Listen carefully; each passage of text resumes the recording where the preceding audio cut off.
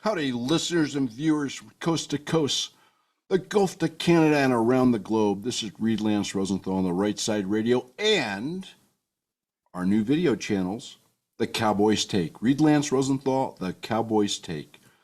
So a couple things for you before we get started, because we've got a lot to cover. We're going to be talking about private property, rural land. I'm going to bring you some tidbits we didn't get to last week on what they're doing to steal your house. Now we're going to talk about what they're doing to steal your land, your ranch, your farm, your rural acreage. It's really breathtaking, really breathtaking. And it's all treason.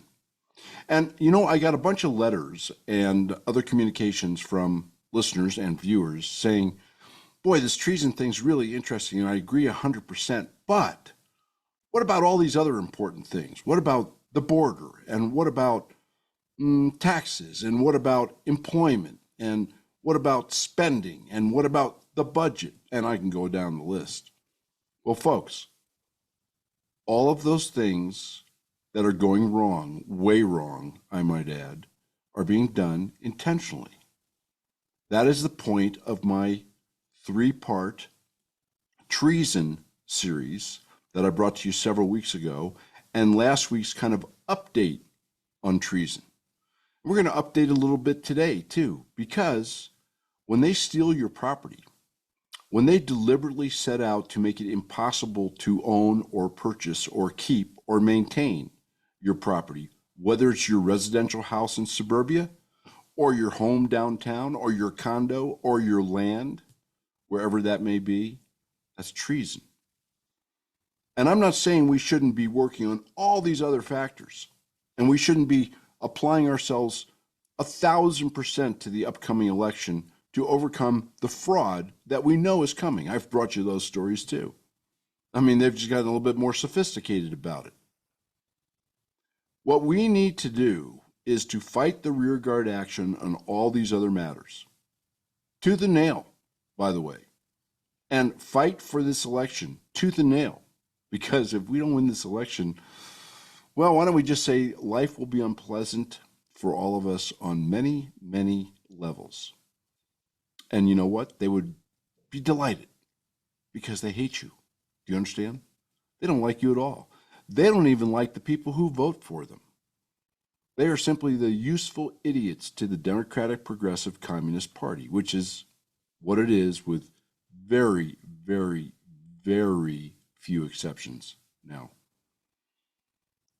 So when I bring you treason stories and I bring you examples of treason, and really everything to do last week, the attempted theft of your home, you know, the setup that has created the situation you now find yourself in your house, can't pay rising insurance rates, can't pay rising tax rates, dealing with all sorts of new expensive regulations, maintenance, telling you what appliances you can have in your house. No gas stoves for you. No, no, no. That is meant to drive you out of your home. That's exactly what it's meant to do.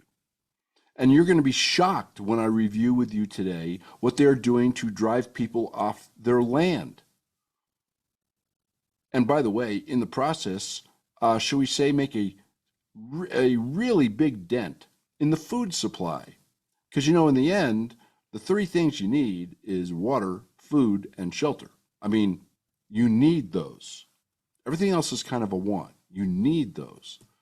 And he who controls those, we talked about shelter last week, and we'll talk more in the context of rural lands this week. But he who controls food and he who controls water, which they're cleverly using to drive people off the land and limit residential construction and drive people from their homes, we'll get into that in this show, is treason. You will never solve all the problems in this country, no matter how many elections you win, no matter how many assaults against the Second Amendment, how many attacks on your right to religion and free speech, and I can go on down the list. You will never get this country back until you bring to justice until you hold accountable the people who are committing treason and corruption. I mean, they really go hand in hand in the current state of sorry affairs we find ourselves in. So that is why I'm bringing you treason. Because in the end, unless you solve the treason, unless you solve the corruption, you can win all the elections you want in the world, and the bureaucrats that have been installed by those who are treasonous and traitorous are themselves treasonous and traitorous, and they will continue to promulgate the policies that the bureaucrats at these various agencies are implementing at the request of their masters. But with glee. With glee. Don't even kid yourself they don't enjoy this. They do. Also, I wanted to thank everybody for your comments on the video stuff. It's pretty much rave reviews on combining the radio show with the video. Not completely. There's some things on the radio show you won't hear on the video.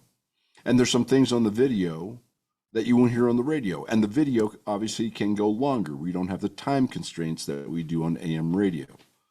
So like last week, the radio show was its typical, you have 44 minutes, that's all you got. And the video ran about an hour and 20 minutes. I was able to cover a lot more subjects in a lot more detail. So really, I think you might enjoy listening to both. But we're going to continue that this week. And next week, we're going to have the first of a series of interviews, which go right back to the things we've been discussing. What they're doing to attack your residential property, your house. How they're trying to get the key to your front door. And the week after, we're going to have an interview with terribly involved people on what they're doing to attack farmers, ranchers, rural landowners, property owners of land of all different types and natures, and their livelihoods, which is your food supply and your energy supply and your water supply and your air supply. It all gets back to you, folks. You know, if they can cut off the water at the level of the land, you really need to listen to my series on private properties, right? The inverted pyramid. Up here is the national forests and federal grounds. We're going to talk about that today. They're already compressing that one. Next come the farms and ranches. Next come the rural properties. Next come the smaller acreage tracts. You're even seeing attacks at the lower level of this inverted pyramid, which, by the way, ends at your front door, in states like Oregon, shutting down small farmers, using water as a pretext, of course. And we've talked about that. But I want to thank all of you for your comments. And yes, some of you really like my backdrop here. Some of you have sadly bemoaned the departure of Harry, my co-producer, my elk. Oh, where did he go?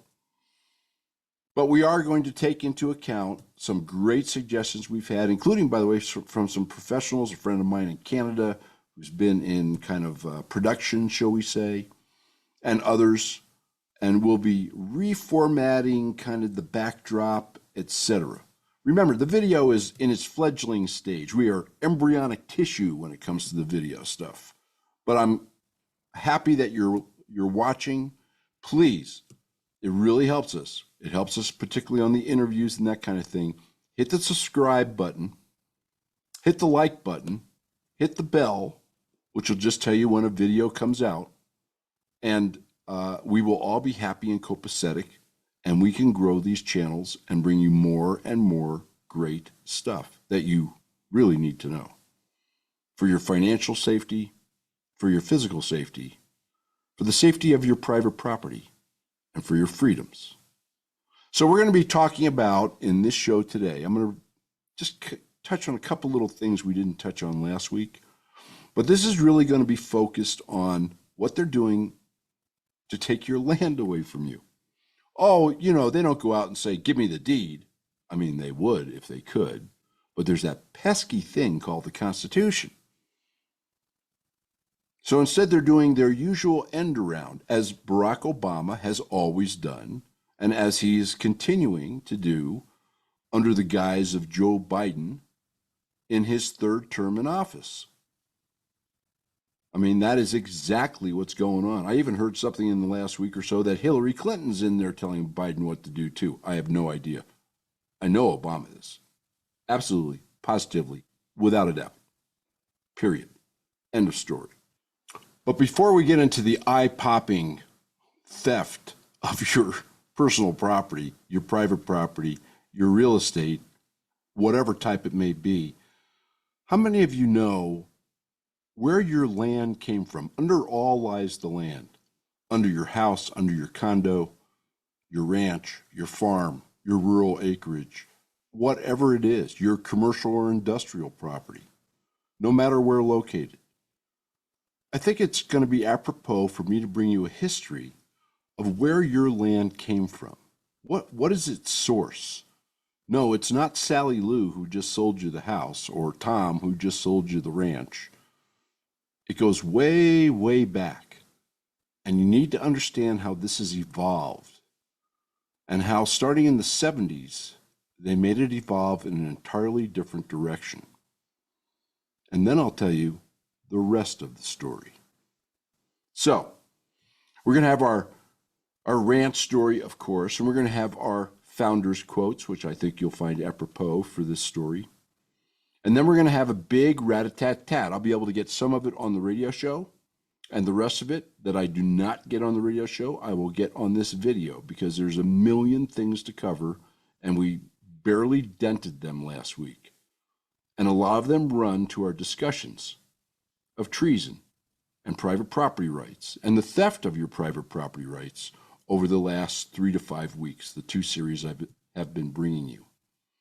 So, let's get started, shall we? First of all, our founders' quotes.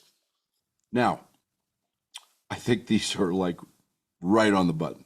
This is the hammer on the nail head. First of all, Sam Adams, right? Great patriot back then. Quote, among the natural rights of the colonists are these. First, a right to life. Secondly, to liberty. And thirdly, to property, together with the right to defend them in the best manner they can. Unquote. You bet, Sam. And then from George Washington, first president of the United States, really the father of our country. Freedom and property rights are inseparable. You cannot have one without the other, period. Amen. How true. And you know what? The other side, folks, those who are anti-Constitution, anti-America, anti-Americans, and who want to rent you your property and keep you a serf on your land until they take it and own it themselves, they know it. That's why this all-out attack on stuff you own, particularly real estate. And now our ranch story. So the ranch story this week is, everything this year has been kind of accelerated and advanced.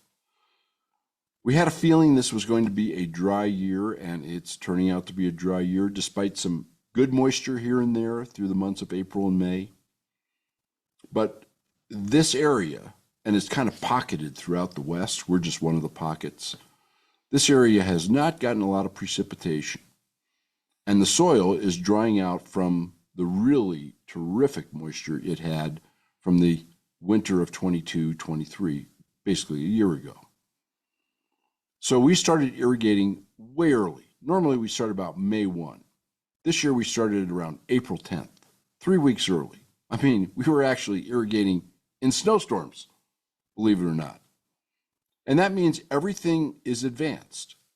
Right? There's 3 more weeks of water, even though the growing climate, the growing temperature was not optimum. And the grass is much higher than it normally is this time of year. And we're going to start the harvest process early this year. In fact, the 22nd of June. Usually we start between July 1 and July 3rd.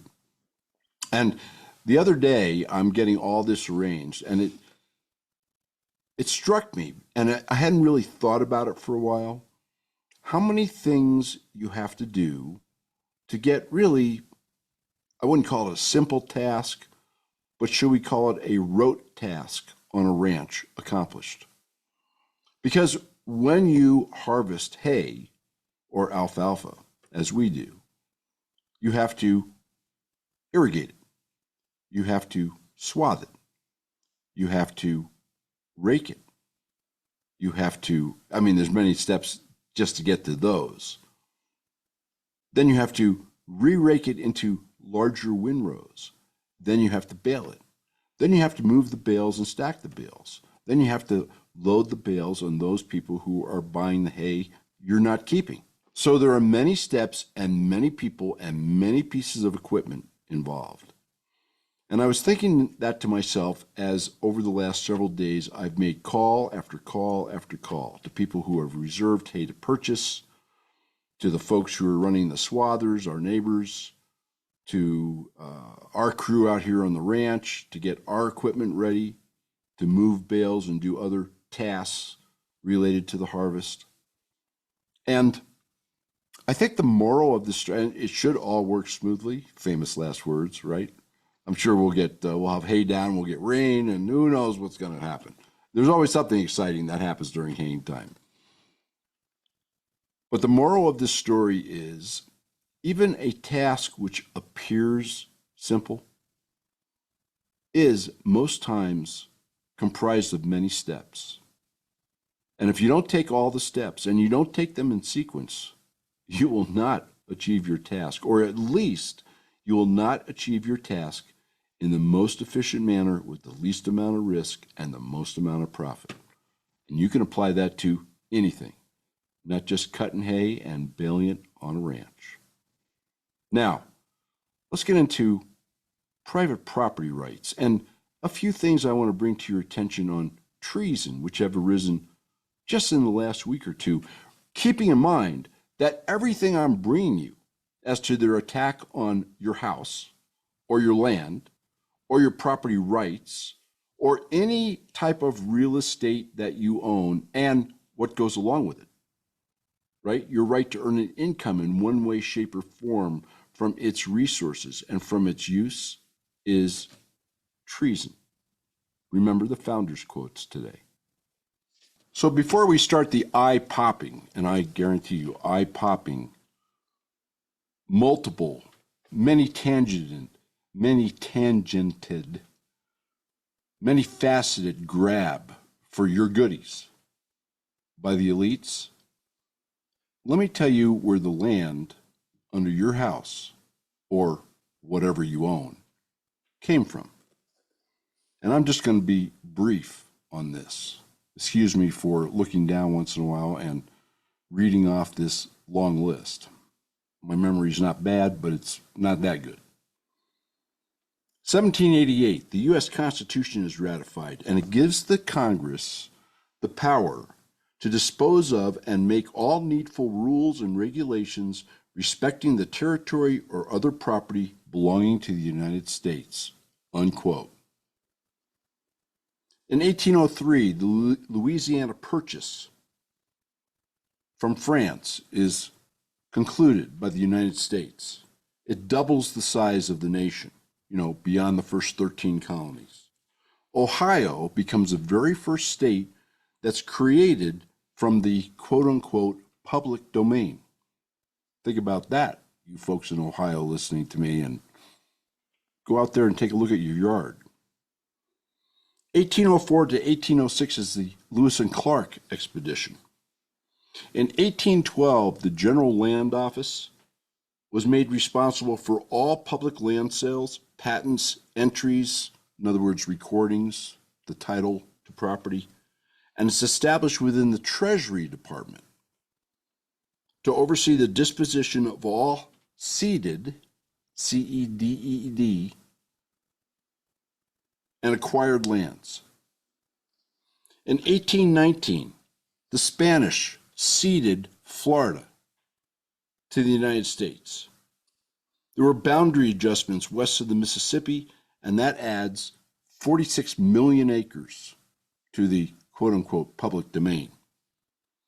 In 1845, the Republic of Texas fights their war of independence against Mexico. It's annexed by the United States. In 1846, the Oregon Treaty with Britain gives the United States basically the Northwest, the Pacific Northwest part of the country. In 1848, Mexico cedes California and vast areas of the inland west, Nevada, New Mexico, that whole Arizona, to the United States. In 1853, the Gadsden, that's Gadsden, purchase adds another 19 million acres of public land in southern Arizona and New Mexico. Then, of course, there was the Civil War. And during the Civil War in 1862, Lincoln signs the Homestead Act. And the Homestead Act entitles settlers west of the Mississippi to 160 acres of public land after they reside on and cultivate the land for 5 years. By 1934, think about this, over 1.6 million homestead applications are processed, which gives to private parties 270 million acres of the public domain. This is where the public domain begins to pass into private ownership. And of course, they're trying to reverse the process now. How nice of them. In 1862, the Transcontinental Railroad Act. This was it's the age of the robber barons, folks.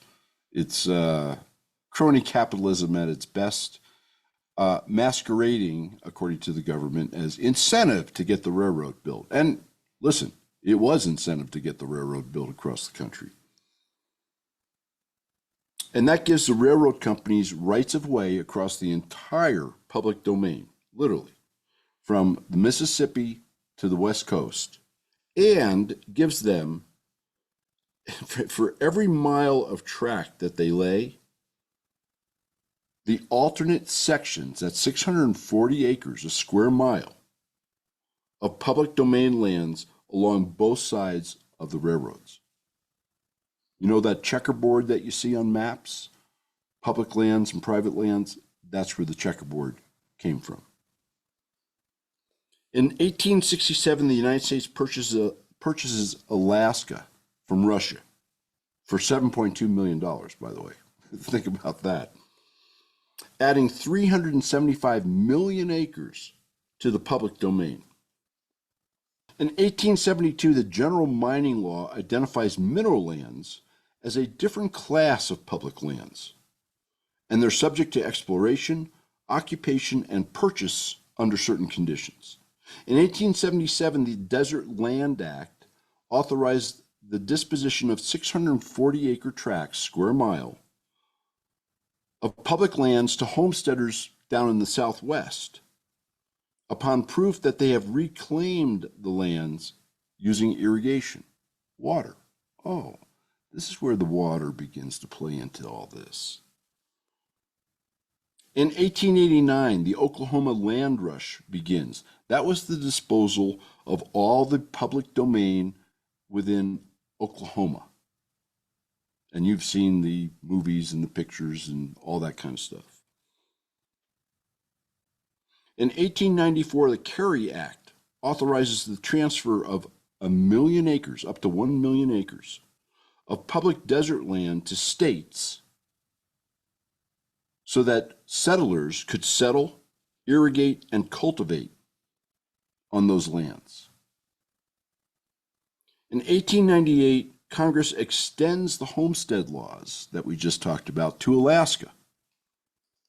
In 1906, the Antiquities Act, which, by the way, is used with deadly effect now by the federal government to wipe out private ownerships and private rights.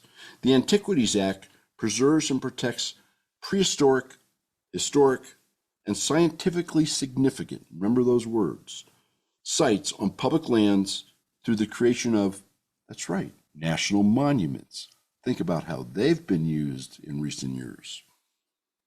In 1916, the Stock Raising Homestead Act authorizes additional homesteads of 640 acres and separates the surface rights on the land, in other words, everything that occurs on the surface, from the subsurface rights, the minerals, the aquifers, all those kinds of, necessities of life. In 1920, the Mineral Leasing Act authorizes federal leasing of public lands for private extraction of oil, gas, coal, phosphate, sodium, and other minerals. Now, that's in the news today, isn't it? I mean, they're kind of going back on the act, and there hasn't been a peep out of Congress. Where are those boys there in Congress, those boys and girls? 1934, the Taylor Grazing Act. It established grazing districts throughout all the public domain that had not gone out to private ownership. Regulates grazing for the very first time, and public rangeland improvements. This is just in the western states, by the way, and it excludes Alaska. And it establishes the Division of Grazing. The bureaucracy always expands.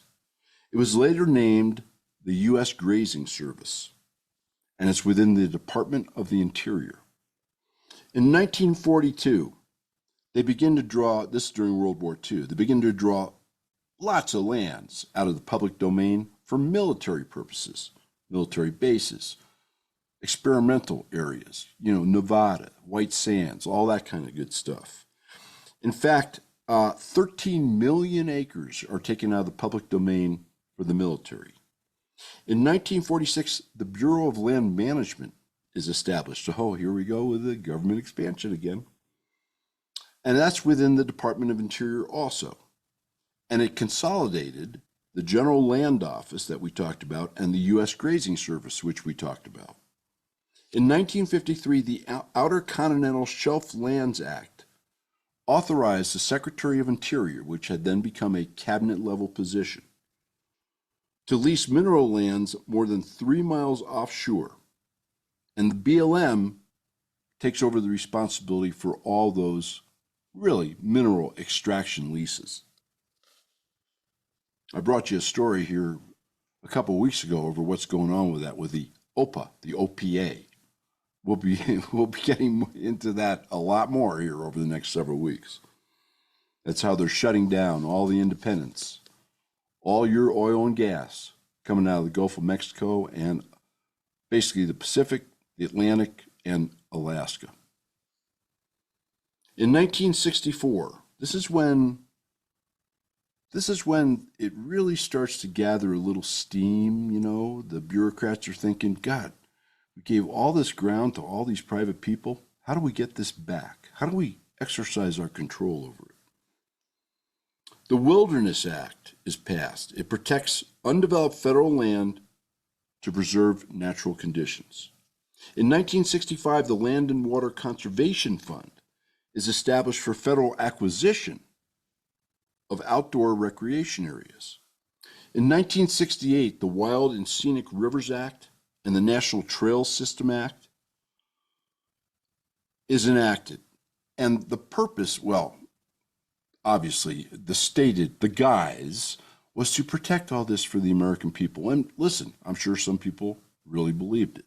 But what those two acts did, it gave the government the right to designate, subjectively, out of the clear blue sky, and then preserve sites with outstanding natural, cultural, scenic, historic, and recreational significance.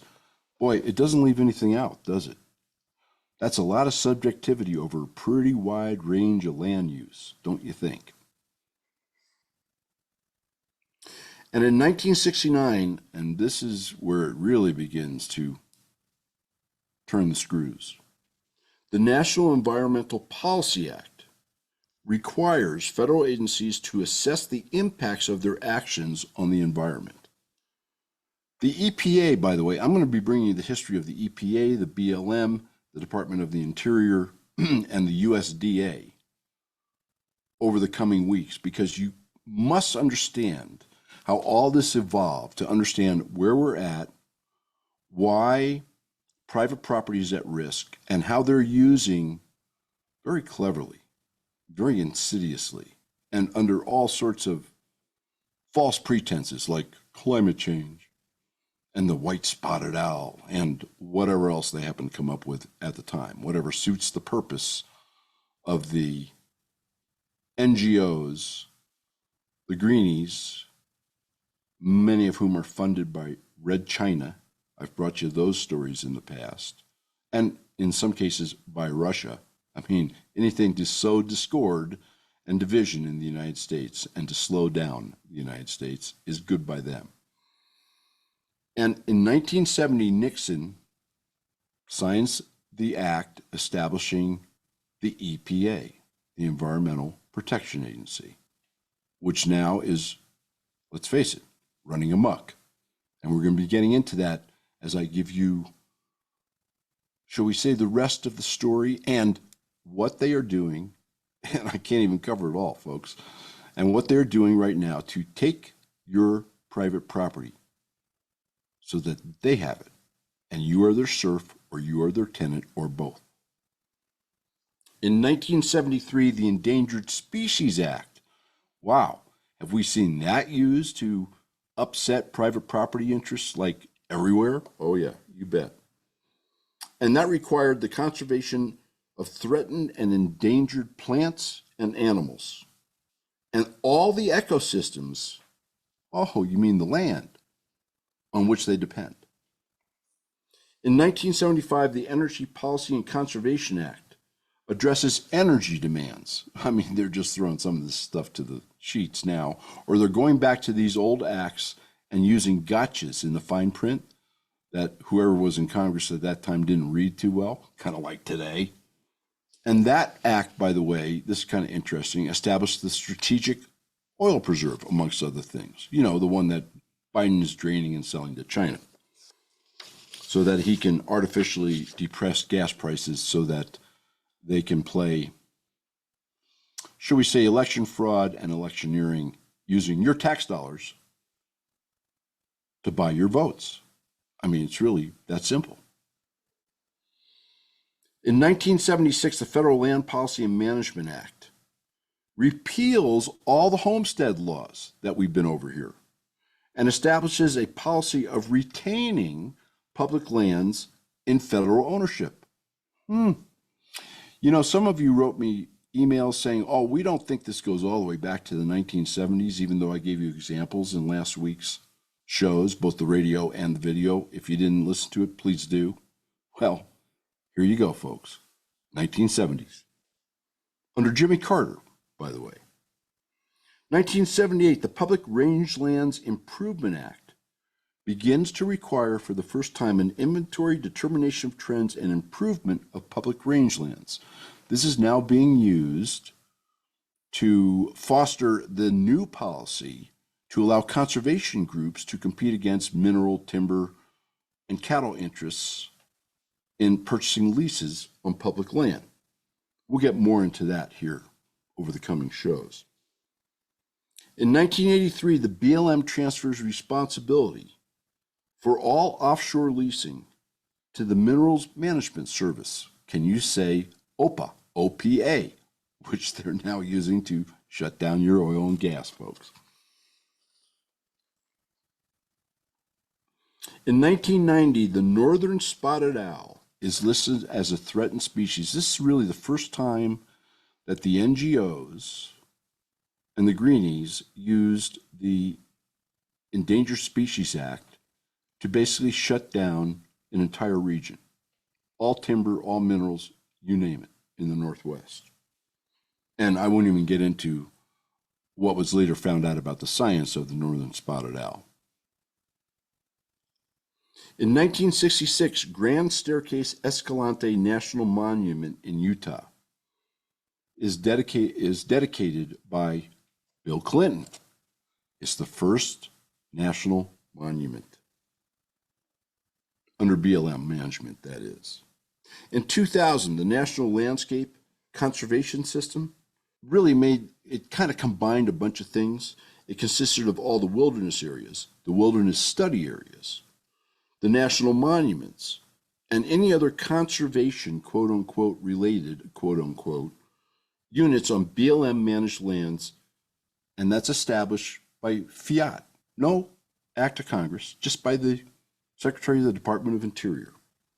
In 2005, the Energy Policy Act promotes energy efficiency and the production of secure, affordable, and reliable domestic energy. I surely hope that some of our energy interests are going to court and getting back to this 2005 law, which they are in flagrant breach of and which has never been rescinded by Congress. 2008, the BLM managed lands are officially designated as the National System of Public Lands. Who was president? Oh, that's right, Barack Obama, currently serving his third term. Do you see the consolidation of federal power over land here over that 15 or so year period? Thank you, Hillary. Thank you, Bill. Thank you, Obama. So that gives you an idea. I mean, I gave you a broad brush. But if you want to know where the land that you own, or the land underneath the house, or condo, or townhome, or whatever it is that you own came from, that's where it came from. To the extent you have lands in the, I'll call it the northeastern states, some of the original colonies, this is less so. But what I just recited to you is basically, give or take, 85% of the land area of the United States. So that's where it came. The federal government giveth, and now the federal government wants to taketh away. And exactly what are they doing to take it away? I mean, last week we talked about houses, residential stuff, and we didn't get into some things.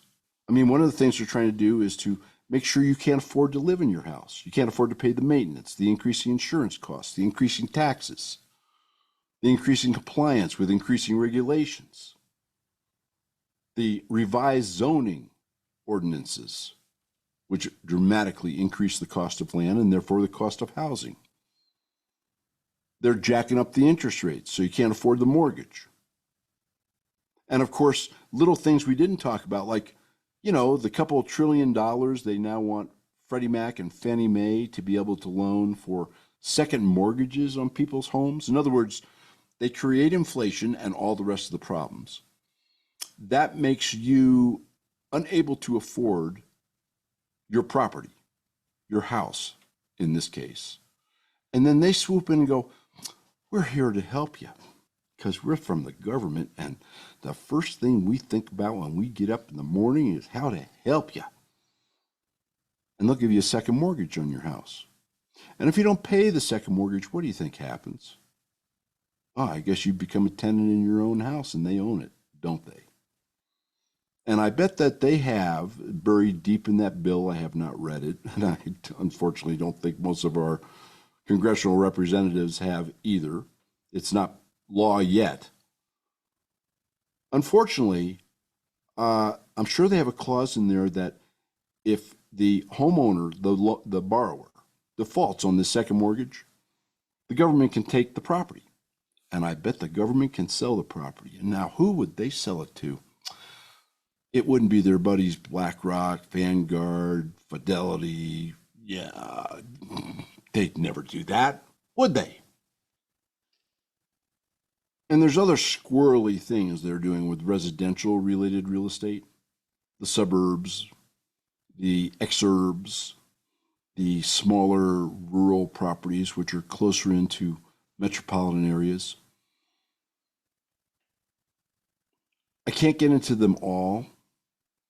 We're going to have a lot of these articles, again, posted on ontherightsideradio.com. For both you radio listeners and you video listeners, you can read the details of this stuff. It's just appalling. I mean, it's scary. It really is. So right now, let's get into what they're doing now that you understand where all this land came from. What are they doing to take away your land, your rural land, your rural acreage, your rural homestead? your ranch, your farm, any land. Here we go. Wait till I go over this list with you. This is just stuff really mostly over the last 60 days. It's just the tip of the iceberg. But I think you'll kind of see where it's all going. It's all set up on that timeline, that history I brought you of where your land came from and where they want it to wind up. So, ag producers, okay, the EPA, I mean, they're all over climate change, right? Well, guess what? Uh, on April 11th, the Environmental Protection Agency, we talked about them in the history, right? They released their inventory of U.S. greenhouse gases. Ooh, wow. You see where all this is going? They're setting up the foundation. These guys think way in advance.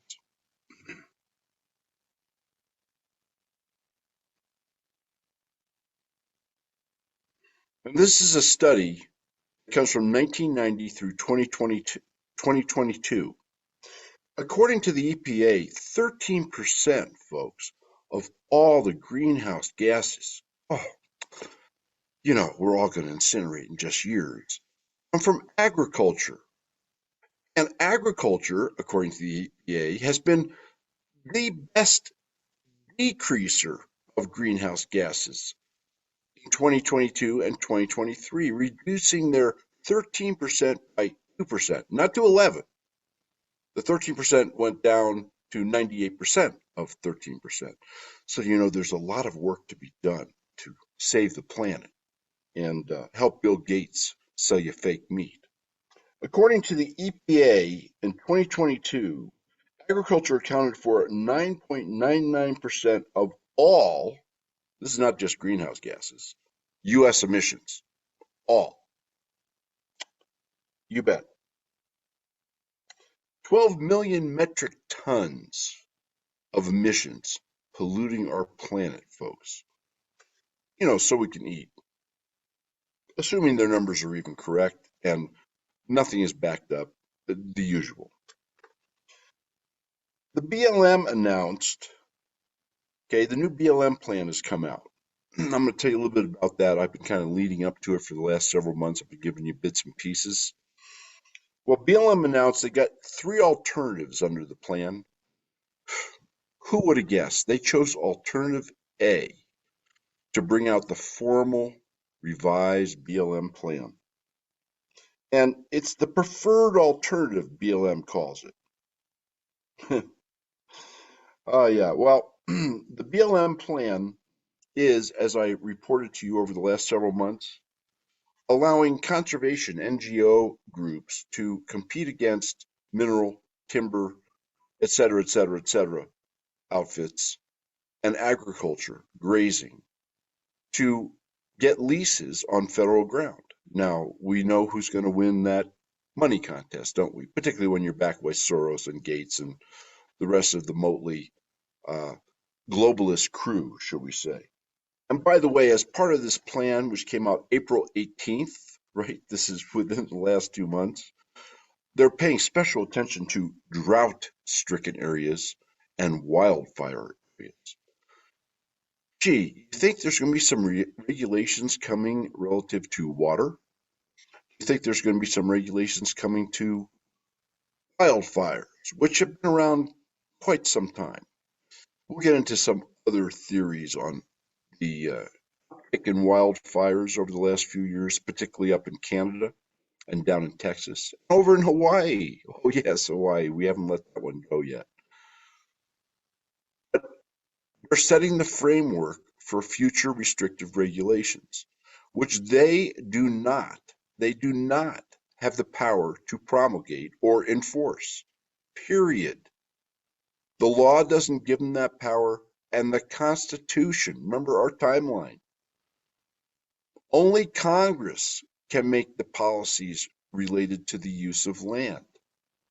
And Congress has been sadly derelict in handing over these tasks to the agencies who have been peopled with left-wing, communist, anti-American, anti-capitalist globalist-oriented folks by the people who are illegitimately in power and appointing them.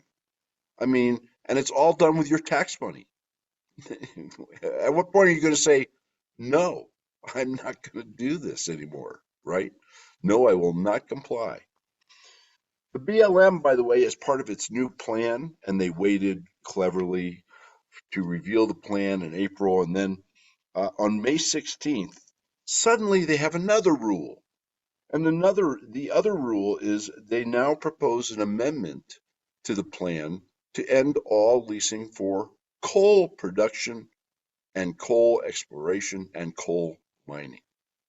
Oh, but they say, don't worry, we're giving you to the year 2035 or 2041 or whatever it is to complete the projects that you're in. So, we're really being really good guys about this. Yeah. Wyoming and a bunch of other states have sued the administration. I mean, it's kind of like, listen, I'm glad they did, but it's kind of like, reactive stuff. We need to be proactive on this stuff, and Congress needs to be proactive. They need to strip these agencies of their money, which the Constitution gives them power to do in the House of Representatives, and they need to strip them of any rule-making authority. Congress needs to step up to the plate and do their job. Take the money away from the agencies, hire staff at the congressional level, and come up with your own rules.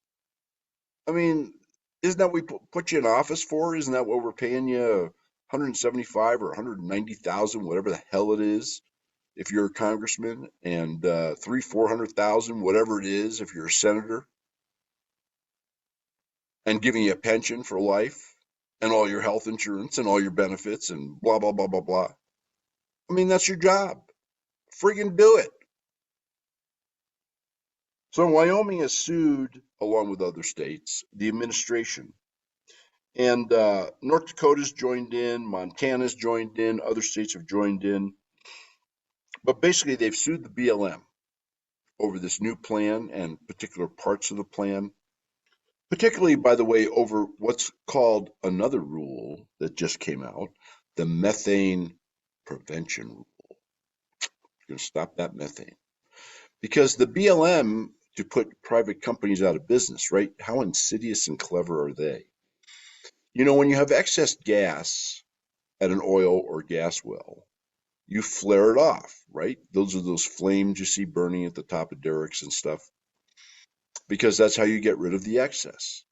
Well, the BLM has now proposed a rule where the oil and energy companies will be paying royalties to the BLM on the flare off of the petro products. I don't think they're making any revenues in this, and last time I checked, royalties are based on revenues. But that little factoid about law and economics and capitalism, who cares? So you can see how they're putting the screws down all the way along the line on the private companies, on the land, and Congress is oblivious. I mean, they're up there arguing about, I don't know what they are, transgender days, or what flag is flying, or whatever. And this is permeating down to the state levels, particularly in the blue states. Colorado has two ballot initiatives on the ballot for November. The first one is to shut down all packing plants. This applies to if you're a single guy who's cutting up elk and deer meat for hunters, or if you are a big outfit such as Superior. Superior is one of the largest lamb processing plants in the United States. In fact, Colorado is the third largest supplier of lamb and sheep products in the United States. 400,000 went through the slaughter, packaging, distribution process last year. And this ballot initiative would shut these people down. Superior, by the way, employs 170 plus or minus people. Denver said, we'll allocate the money, taxpayer money, not their money, taxpayer money to retrain these employees who are losing their job. Well, what about the effect on like overall meat supply, food supply for the United States? Yeah, okay. And then their second initiative is to ban all fur and leather product sales in the city and county of Denver and statewide. In other words, to bring this down to you, this isn't just hides and pelts. And there's an exception made for indigenous art. Oh, well, aren't they woke?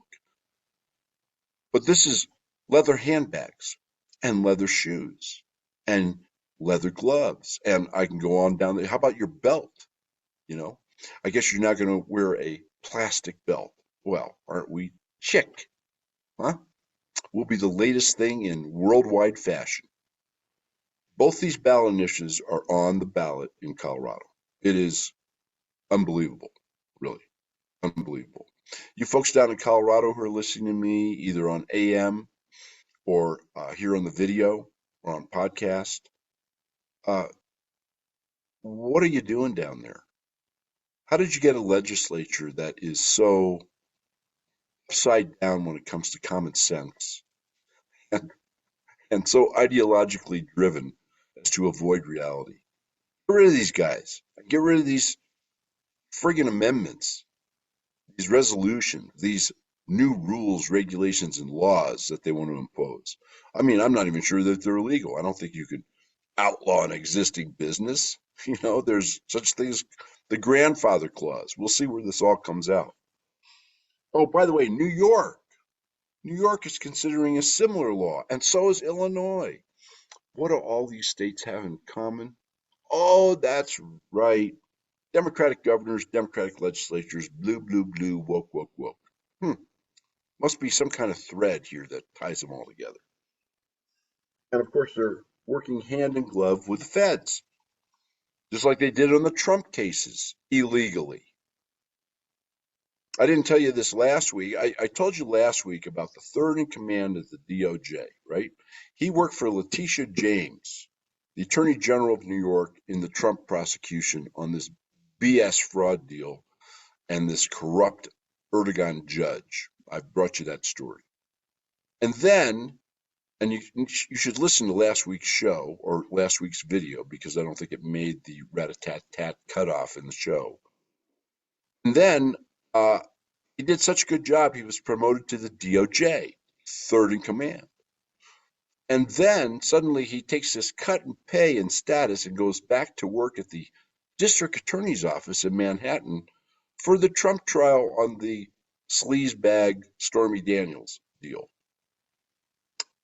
There's no collusion here, folks. You know.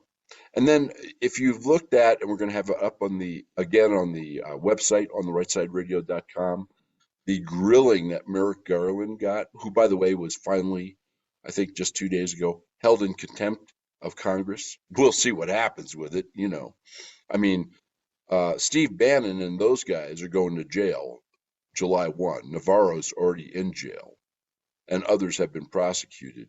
But is Merrick Garland going to be prosecuted? Was Eric Holder, Obama's other attorney general, you know, in his like first term? This is now his third term.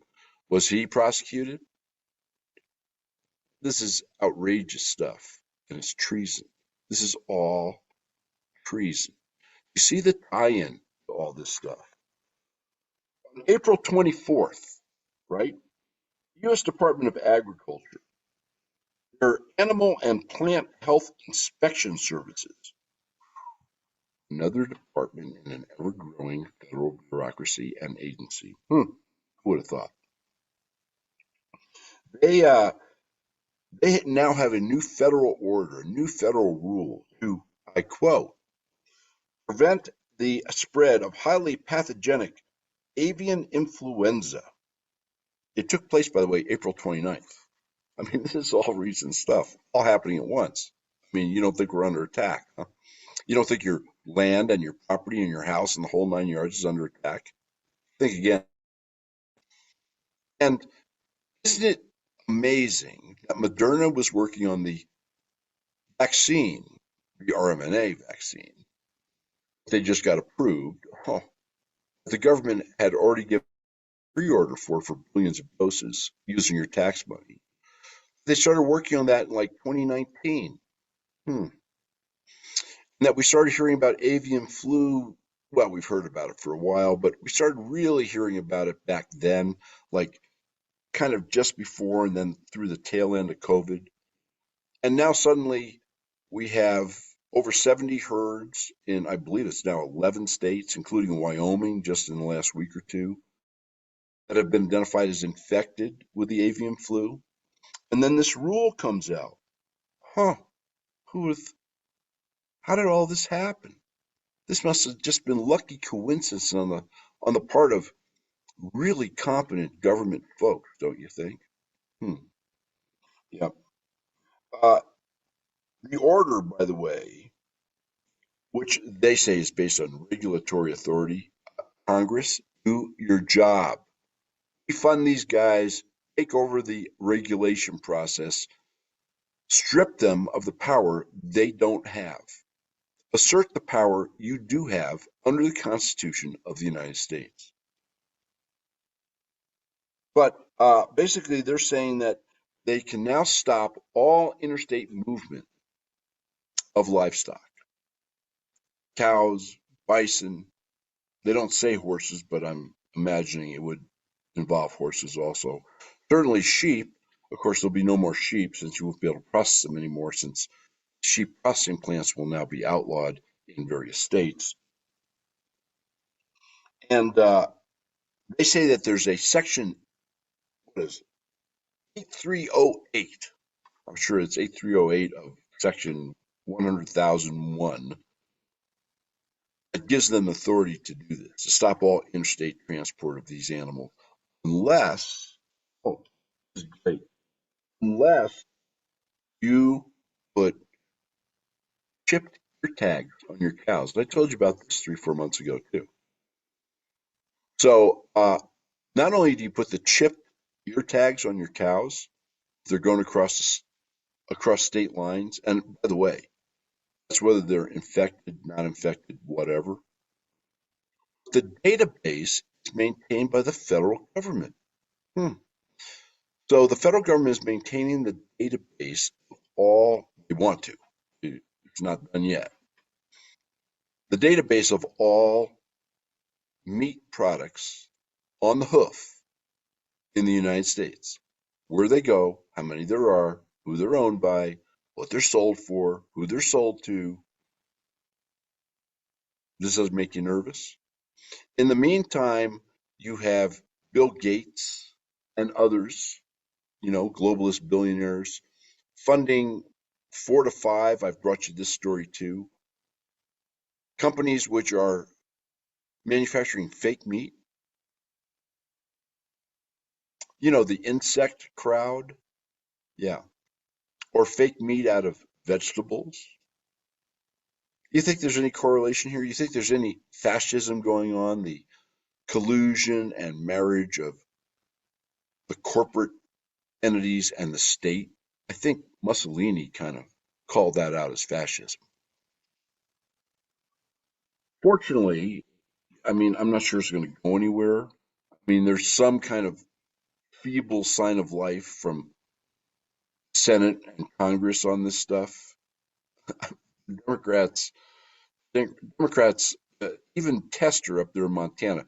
Montana, get rid of Tester. He's poison.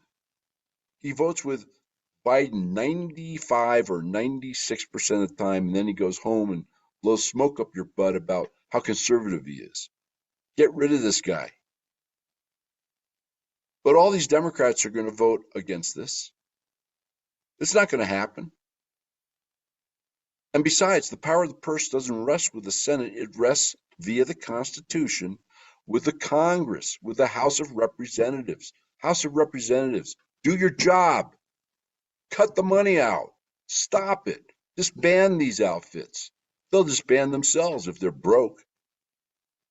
Anyway, there is now legislation that's been introduced by Mike Rounds from North Dakota, senator, that would forbid the federal government from requiring these electronically chipped ear tags.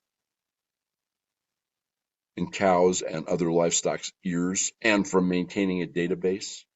But we know how the federal government follows the law, folks, because it's illegal to keep records on gun and ammo purchases,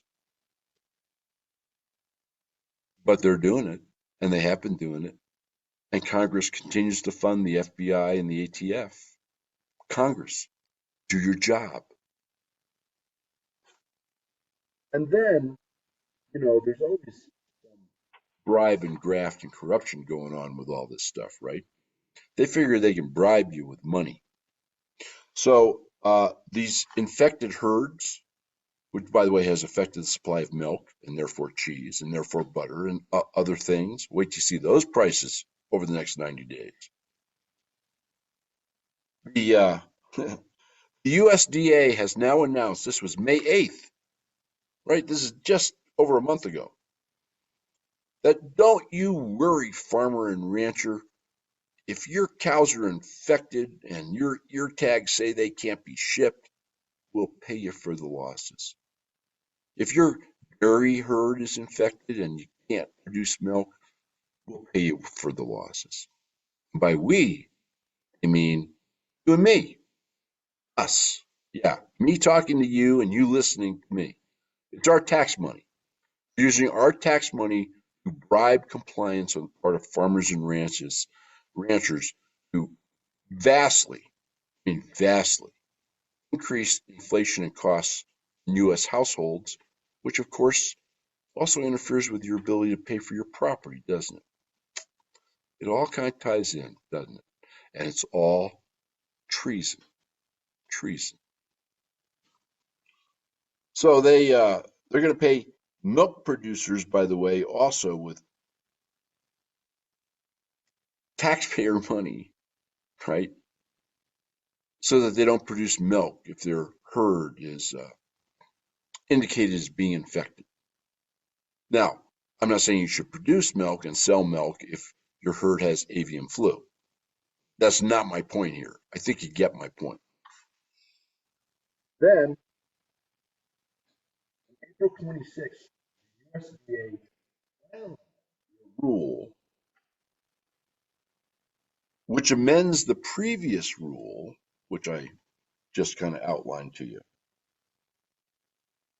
which requires visual identification of any and all animals being shipped across state lines with chip tags that they get to monitor and keep the records on. So you see, not only do they not only do they kind of get you coming and get you going, but once they have a rule in place, then they start tightening it and modifying it and expanding it. Their power, unless checked, has no end, folks. All paid for with your money. All paid for with your money. When you go to the supermarket, I don't know, 60 days from now, 90 days from now, meat, instead of being $12 or $13 a pound for a steak, which is outrageous, is $20 a pound for a steak or more. And milk and cheese and milk byproducts have doubled, tripled. I don't know what they'll go to. You can think about when you pay that bill at the cash register, that your tax money paid for you paying that bill. I mean, it's insidious. We have the USDA as they jump up and down about environmental concerns, and they jump up and down about climate change, and they jump up and down about clean air, water, soils, etc. They have now, on May 23rd, right? We're talking weeks ago. They came out with they're investing billions in domestic fertilizer distribution and increases. And offhand, you think that was great. Except all this domestic fertilizer, folks, is biosludge. Biosludge has all sorts of pathogens in it, including something called PCA. I believe on the website there are some videos of ranches in Texas now who, just being next to a ranch that is using biosludge, this is the stuff that comes out of municipal wastewater plants, sewer treatment plants. The ground is so contaminated they can't grow food. They can't get a positive, that is a safe, test on their food products. This biosludge stuff has been expanded across the country by the USDA, who's hand in glove with the EPA, and is now affecting millions of acres. And now they want to increase it. This is after the studies of just how toxic biosludge is as a fertilizer and for how long it will contaminate the land. We're talking years, we're talking decades. I mean, how is Bill possibly going to grow plants and insects to make our meat patties with? Now we have the 2024 Farm Bill, right? Hasn't been passed yet. The House has a version. I think it had 94 amendments. The Senate has a different version. Obviously, the Senate, being Democrat controlled, is, should we say, less friendly to agriculture than the House version is. Not that the House version is overly friendly. But it's a 5-year bill. One of the good things it does do is it shrinks by 20 billion the application that Biden is trying to get done from his Inflation Reduction Act. Oh, well, hasn't that worked out like a charm? And also to reduce SNAP assistance. In other words, kind of food welfare programs, which seem to be going to a great majority of the 10 million illegal aliens Biden has admitted to the country. And it's all being paid for with your tax dollars. Let me say again, Congress, cut off the spending, bankrupt these agencies, and do your job. Strip them from the powers they never had to begin with. The Supreme Court has even ruled on this over the last several years. Huge defeats for the EPA. They've overstepped their bounds. They do not have the statutory authority, and that there has to be a statute, there has to be a law enacted for many, if not all, of their regulations at the congressional level. The Senate version of the bill, by the way, of course, increases taxpayer subsidies to farmers and ranchers, etc. Right? The old bribe. I'll bribe them with your money. In fact, it's also their money. So tell me, folks, how good is a bribe when it's your own money that they're using to bribe you? Let me think about this for just a moment.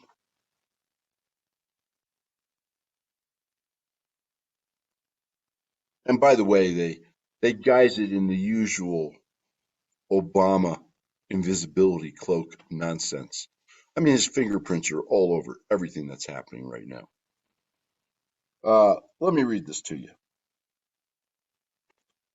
This will boost federal support for farmers and rural communities, because they're very concerned about rural communities, folks, while protecting conservation and climate funding. Oh, here's the climate change thing again. Then we have a statement by the outfit that's sponsoring these two really incredible new laws, regulations, restrictions in the city and county of Denver, which is a pretty big county, by the way. It's not just the city. And includes, by the way, the Denver Stockyard. You know, the National Western Stock Show, which Denver is famous for. There's one in Houston, San Antonio, and Fort Worth, and Denver. Those are the 4 big ones. And then one up in Calgary also. The outfit that is behind this is called PAF, which stands for Pro Animal Future. It'd be interesting for you to look up who their funders are. And I think you'll see some ties to billionaires and globalists who happen to be invested in, alternative food production. we really care about these animals, folks. I mean, that's the first thing they think about. These globalists, the first thing they think about when they wake up in their $100 million bunker, waiting for the big one to fall and worrying about you, is how are we treating the animals? Oh, okay. PAF, by the way, is supposedly comprised of volunteer animal rights activists and a small staff. Mhm. Very well paid, small staff. I might add, you ought to look it up. And let me tell you where they're really coming from. Forget all this stuff about the animal things. Forget about this being localized to certain parts of New York, Illinois, and Colorado. Quote, PAF's initiative to ban slaughterhouses in Denver is only the opening in the group's crusade to eliminate all slaughterhouses in America.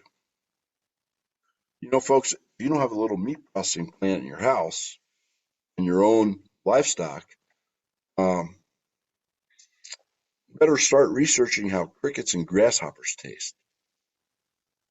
Unless Congress steps up and does their job and you raise holy hell, which you need to do. By the way, there's also similar legislation in California. Shocked, shocked. Can't believe California would even think of this. In fact, in California, they've already passed some of these, right? It's called Proposition 12. It bans all fur sales.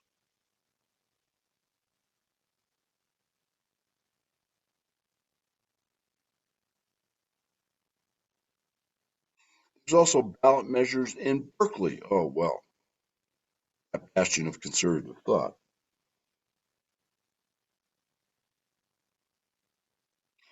In Sonoma County.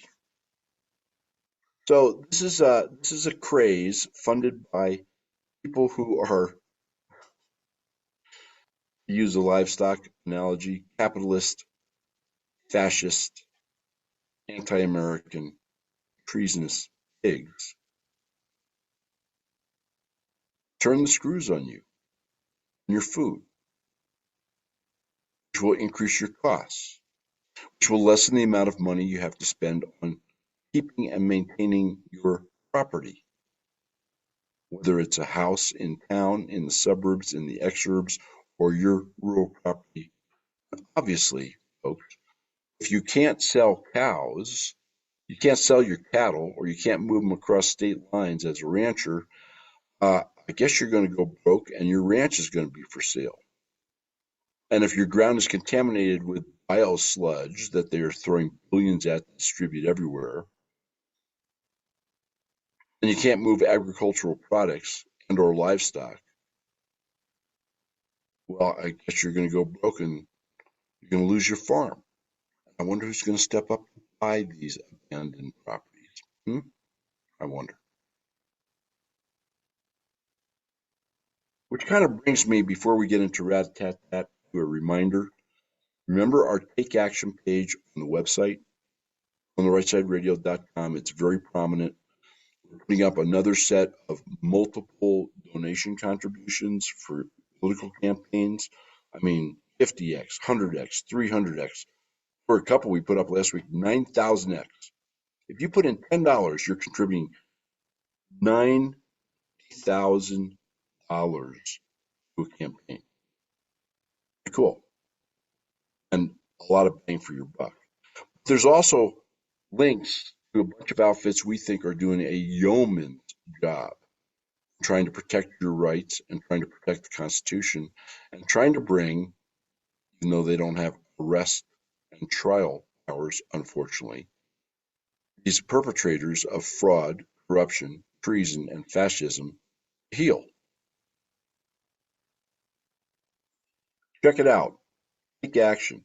How many of you from last week have written your legislatures, your legislators in your states, your congressperson, and your senator to demand a stop to this nonsense, to demand election integrity, and to demand accountability for corruption, fraud, and treason? How many of you? Do it. It'll take you exactly 3 minutes. Type out a 2-page email. 2-page. That's all it has to be. No, 2-page. Excuse me. 2-sentence email. 2 sentence. Just let them know you're out there and thinking, and this is what you want, and send it. It makes a difference. Or pick up the phone and have a 3-minute call with the staffer at one of your congressional offices or senatorial offices. This stuff's going to continue unless you raise holy hell. Say no, I will not comply, and do something about it. All right, that's just the tip of the iceberg when it comes to what they're doing to land. We're going to go over a lot more on this next week. I'm going to bring you the histories of the EPA, the USDA, and the Department of Interior, the Forest Service. And that will tie in with the history I brought you this week and the rest of the story, which is none of these agencies had the power to do any of this pursuant to the Constitution. And that will allow you, I think, to understand how this behemoth has been built right under your nose using your tax money to now deprive you of your life, liberty, property, and the basic necessities of life: food, shelter, and water. All right. Let's talk about some rat-a-tat-tat, shall we? And you folks on the radio that aren't going to get all this rat-a-tat-tat because of time limitations, go to YouTube, Brighteon, Rumble, and read Lance Rosenthal, The Cowboy's Take. You can listen to the rest of it on the videos, please. And pass on the links. Get people involved in this stuff. San Diego is now the busiest corridor for illegal immigration. Joe Biden's nonsense, totally fabricated, false front. I mean, as false a front as he is as president. Supposed strict immigration controls is BS. Number one, he hasn't implemented any of them. Number two, they're not following any of the guidelines he set out. Number three, they're just displacing other aliens or where the aliens are crossing. And right now, the busiest corridor is in San Diego. But more concerning than the six-figure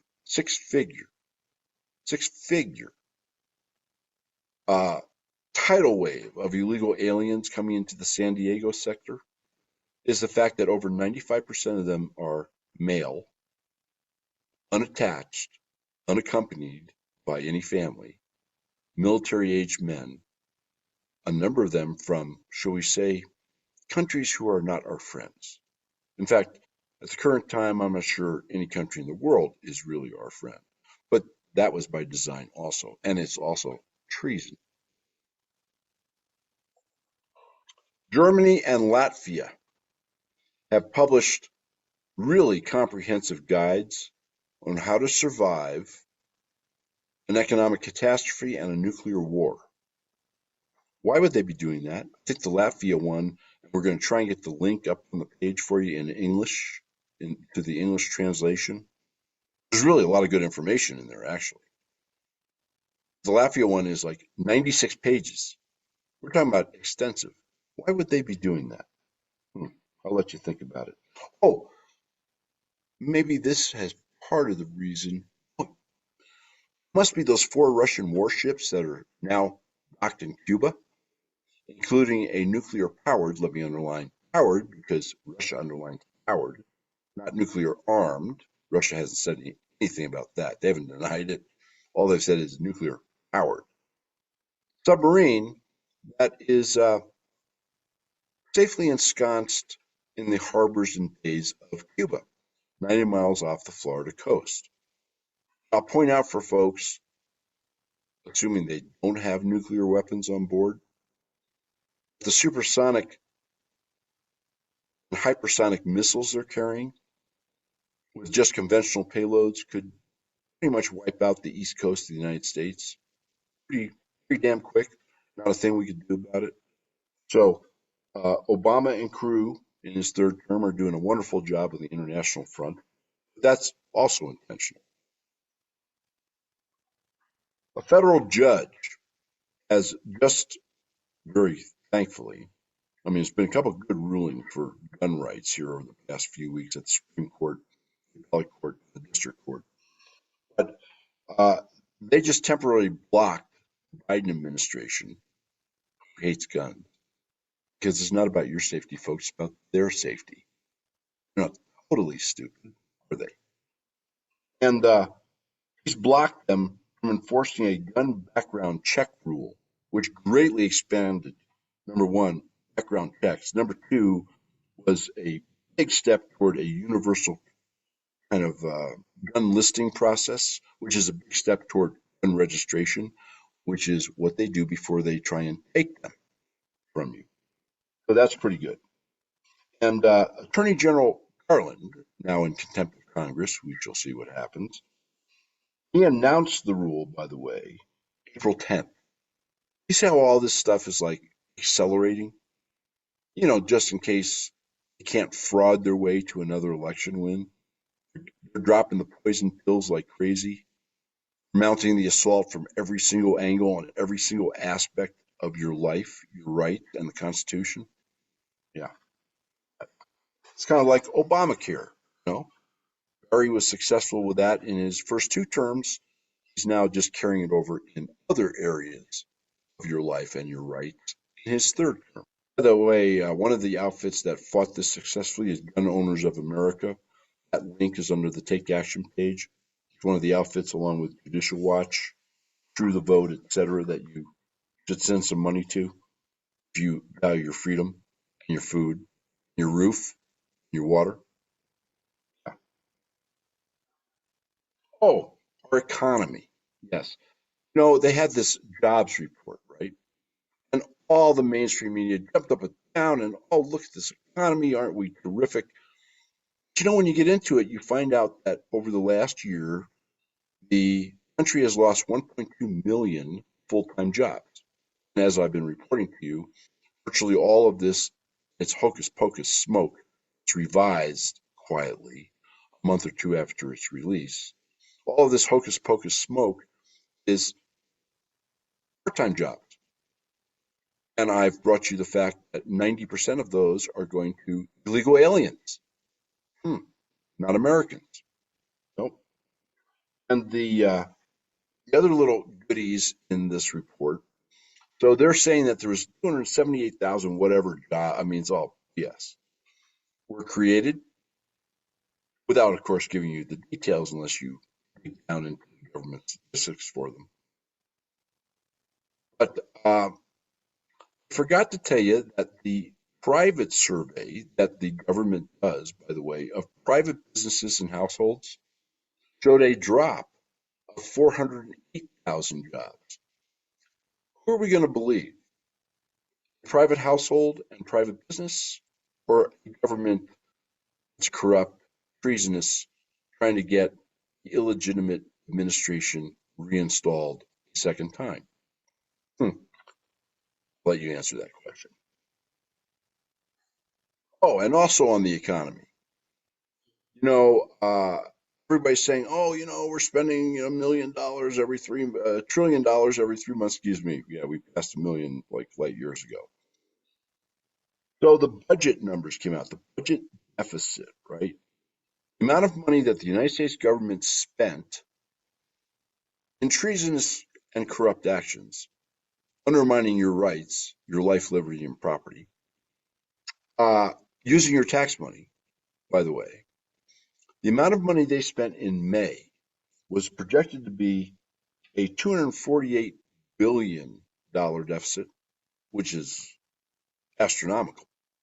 I mean, that's hell, that's 3 trillion a year underwater, folks. But instead, it came out at 3.47 billion, 347 billion. And you know, with my trusty dusty little calculator, even though I'm a hayseed in Wyoming, that leads me to a number which is somewhere around $4.3 trillion deficit this year. Our total tax receipts are only about 4.7 trillion. What you think about that? And when you spend money, you have to take like an action. You have to click the mouse. If it's digital, you got to write the check. You got to do something. And once again, where's Congress on this? They can stop all this in a heartbeat. They control the purse. They can shut this down tomorrow. And they need to. But 4.3, give or take, $1 trillion deficit, 4.7 trillion in revenues, and then of course you have the rest of the budget, which I believe is about $6 trillion. How long do you think we can keep this up? How much of this do you think is just incompetence, or how much of this do you think is intentional?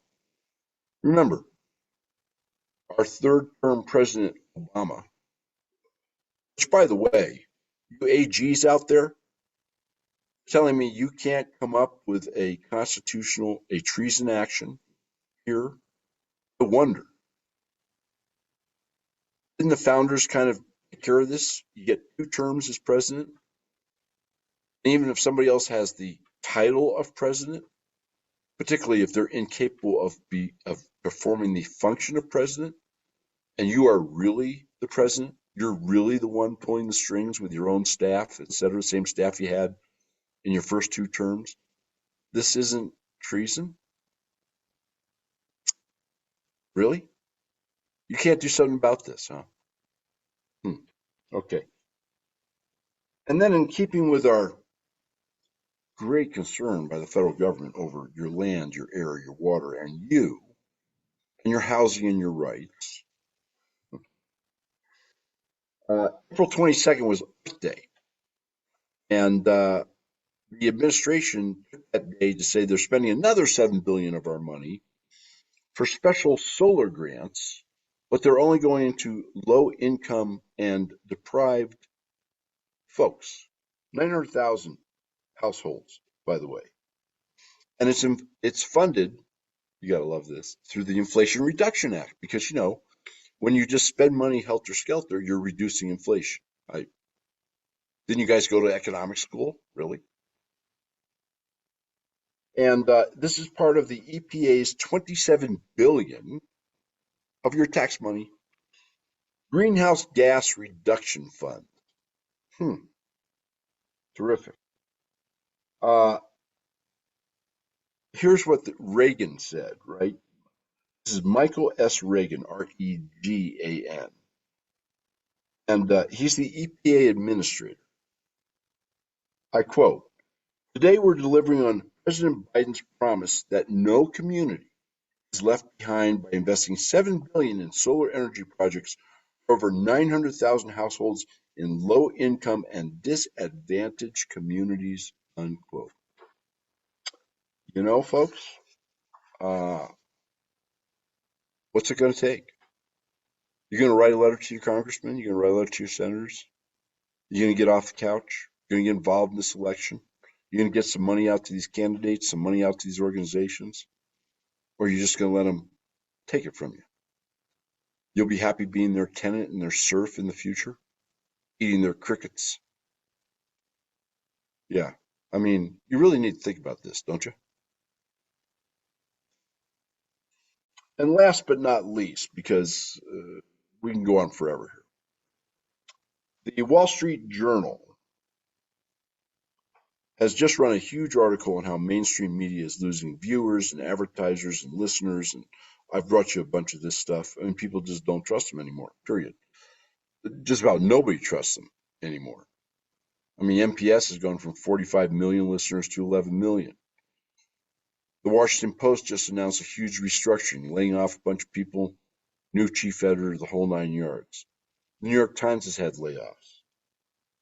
And part of the problem, besides the fact that nobody trusts them, part of the problem is that the young folks in the country are pretty much relying on tech information sources, right?